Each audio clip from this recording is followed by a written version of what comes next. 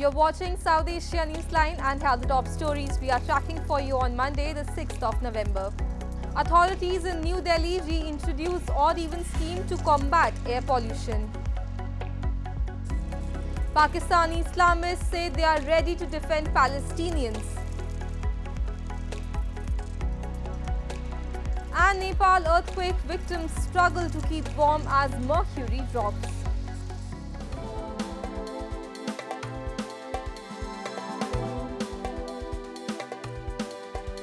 And now for all the details. Keeping in view the rising pollution levels in the Indian capital, Delhi's Environment Minister Gopal Rai on Monday informed that the odd-even car rationing scheme will be enforced from November 13 to 20. As part of measures, schools have already been shut until November 10, while construction activities have also been suspended. The latest decision was taken considering the likelihood that pollution levels will rise after Diwali, which sees people bursting firecrackers despite restrictions. आज की बैठक में एक महत्वपूर्ण फैसला और लिया गया है कि अगर चूंकि ये संभावना दिख रही है कि दिवाली के बाद प्रदूषण का स्तर बढ़ सकता है, उसको देखते हुए दिल्ली के अंदर दिवाली के अगले दिन 13 नवंबर से 20 नवंबर तक एक हफ्ते का वो ऑड इवन फार्मूला वो दिल्ली में लागू किया जाएगा. Delhi's air quality remained in the severe category on Monday, with the AQI hovering above 400 in most areas.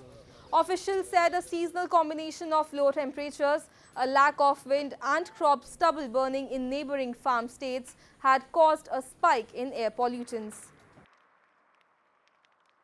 ये है, अगर आप दिल्ली में रह रहे हो तो अपनी लाइफ आप 5-7 साल डेफिनेटली कम कर रहे हो कंपेयर टू अदर प्लेस जहाँ पे ये सब स्थिति नहीं है. तो स्थिति बहुत ही दुर्भाग्यपूर्ण है. कुछ ना कुछ जरूर होना चाहिए मुझे लगता है, और मोदी जी को कुछ ना कुछ सोचना चाहिए, करना चाहिए, क्योंकि लोगों की आशाएं मोदी जी के साथ ही जुड़ी हुई हैं. हमने वोट मोदी जी को दिया है. Amid New Delhi-Ottawa diplomatic impasse, India's High Commissioner to Canada, Sanjay Kumar Verma, has urged Canada to provide evidence to support the allegations regarding India's involvement in the killing of Khalistani terrorist Hardeep Singh Nijjar. In an interview with a Canadian media outlet, Verma said India has not been shown any concrete evidence yet, as he simultaneously denied India's role in Nijjar's killing. He also expressed concerns over the safety of Indian diplomats that Foreign Minister S. Jaishankar also flagged when India suspended visa services for Canadian citizens to India in September. India has now resumed the visa services in Canada for 4 categories. Canada also called back its 41 diplomats from India last month after New Delhi shared concerns over parity in diplomatic strength. Around 10,000 people marched through the streets of the Pakistani capital Islamabad on Sunday in an Islamist rally demanding the government to allow them to be involved in the conflict between Hamas and Israel.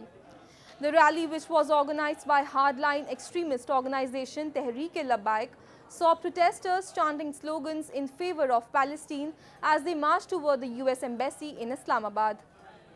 There were calls for jihad and action to defend Jerusalem's Al-Aqsa Mosque, regarded by Muslims as the third holiest site in Islam. Recently, another radical political party, JUIF Chief Maulana Fazlur Rahman, also met with top leadership of Hamas, extending support to the militant outfit in the ongoing conflict against Israel.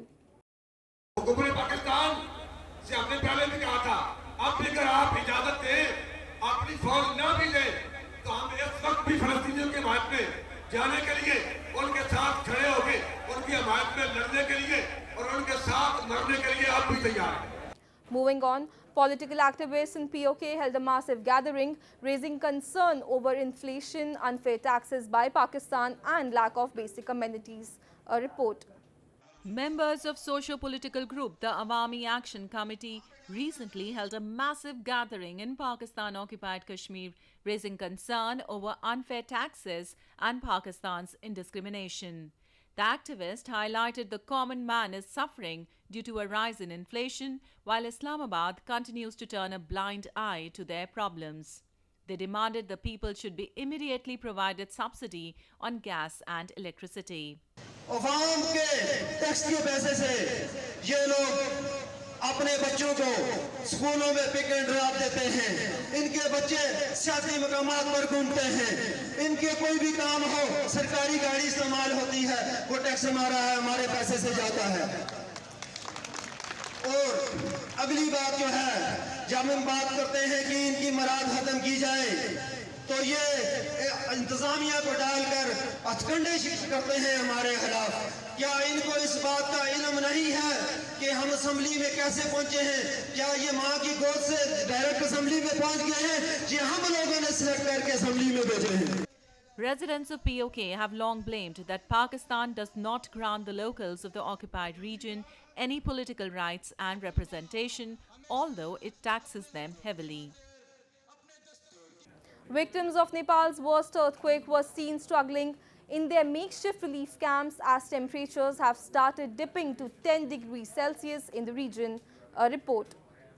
Kaushila Khatka, a resident of Nepal's Jaishankar, was seen trying to protect her 2-month-old infant from cold, struggling in a makeshift relief camp following the worst earthquake in 8 years. Kaushila's family was among the 100 other victims whose houses either collapsed or suffered significant damage in the Friday's 6.4 magnitude earthquake, which jolted Jaishankar and nearby regions in Nepal and India.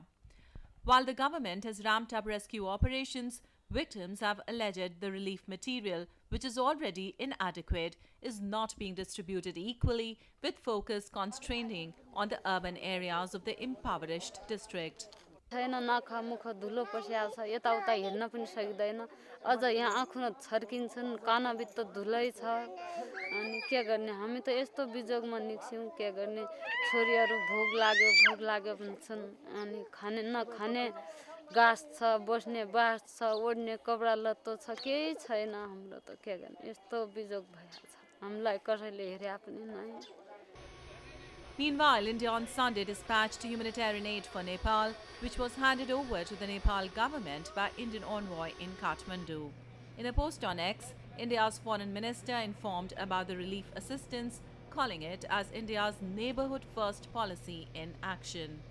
So far, 157 people have died, while hundreds others have been reportedly injured in the second deadliest quake in the decade.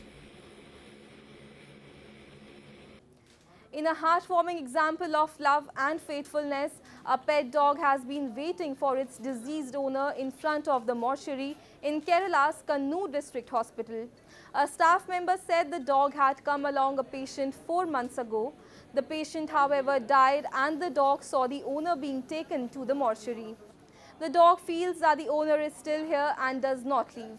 Notably, the dog's longing draws parallels to the story of Hachiko, the dog who waited outside a train station for years for his master to return. It is a poignant reminder of the deep emotional connections that can exist between humans and animals. Mortuary का main gate बाहर की तरफ है, तो body बाहर से चली गई, लेकिन उसको ऐसा लगता है कि अभी भी उसके मालिक यहीं पे हैं. तो वो इतना अच्छा डॉगी है जो यहाँ पे है और 4 महीने से यहीं पे रहता है. In a bid to promote eco-friendly Diwali, members of a women's self-help group in India's Jammu and Kashmir have made traditional lamps using cow dung. Utilizing cow dung, an easily available and renewable resource alongside natural colors, the women from the rural areas have showcased their expert craftsmanship by creating these hand-painted designs that reflect the region's rich cultural heritage. Their aim is to promote PM Modi's Vocal for Local and self-reliant India initiatives and hope they will get good income ahead of the Festival of Lights. इससे हमें ये फ़ायदा होगा कि जो ladies घर में रहती हैं वो घर का काम करते करते थोड़ा सा काम अपना टाइम निकाल के जे गोबर के दिए पहले तो हम इनसे ट्रेनिंग ले रहे हैं, तो हम घर में जाके जो भी प्रोडक्ट है जे घर जाके हम इनके दिए बनाएंगे. उससे ये होगा कि जो एक तो हमारा घर का काम काज चलता रहेगा और इससे जो हमारा छोटा मोटा रोजगार है वो भी चलेगा. It is believed that millions of lamps were lit when Hindu Lord Ram returned to the kingdom Ayodhya after 14 years of exile, which is commemorated as Diwali. The festival will be celebrated on 12th of November this year. That's all in tonight's edition. We will see you same time tomorrow.